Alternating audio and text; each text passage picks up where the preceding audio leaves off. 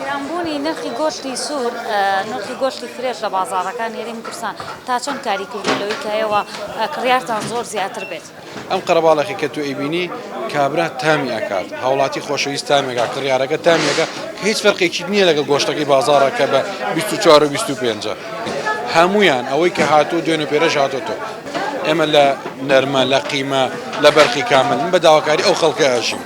من ئەڵێم لە هەر شوێنە گۆشتی بەستوو کڕی سەیری تاریخی ئینتاجەکەی بکە و هەروەها سەیری شێوازی سەربڕینەکەی بکە بڵە شێوازی سەربڕینەکەی بەرێ بەمەرجێ خۆ نوێنەرێکی لەوێ هەبێت باشە نەک ئەوەی بەجیاز سەرەبڕ بڵێ ئەوە شێوازی سەربڕینەکەیەتی هزار ڤیدۆ هەیە لە بازاڕە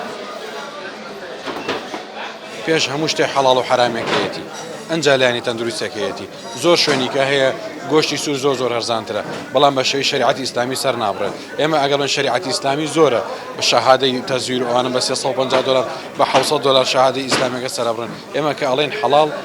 ئەڵێن قەرزاری ڕۆژی قیامەتی ئەو خەڵکە بین کە لە شێوازی تام و بۆن و سەربڕینەکەشی بێخەم بن.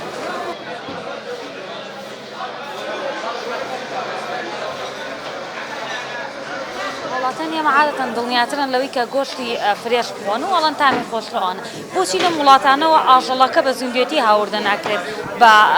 سەربڕاوی هاوردە ئاکرێت. سەخاتون من هەفتەی تقریبا 15 ڕۆژ پێش ئێستا بارێک لاشە مێنە ینی بەرخی کامل مێنە ئێستا خۆبینی بێتێ سیارەیەک 16 تەن و حوسە ئەگرێ ئەگەر پڕپڕیشی بکەیت باشە ئەگەر پڕپڕی بکەیت بەڵام ئەگەر بە پارچەکراوی بێنم نزیکەی 22 تەن ئەگرێت ئەمە لەیە بۆ 5 تەن 6 تەن گومرگ زیایە ئەیە لەوە بەرخە کاملەکەیە ئەگەر زیینوو بێت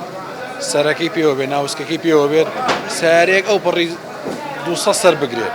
من ناتوانێت تۆ 50-60 ڕێ لە بەس بەڕێکی بەس بۆ بەرخی کامل ئەنجا ئەو وڵاتی کە من لێ ئێنم ساردە هەتا ئەگات ئێرە بەس خوریەکەی ئەمێنێتە ئەوەنە ساردە ینی مەجای هەناسەیانی نییە بەرخەکە شێوازی گواستنەوەکەی زۆر قورسە.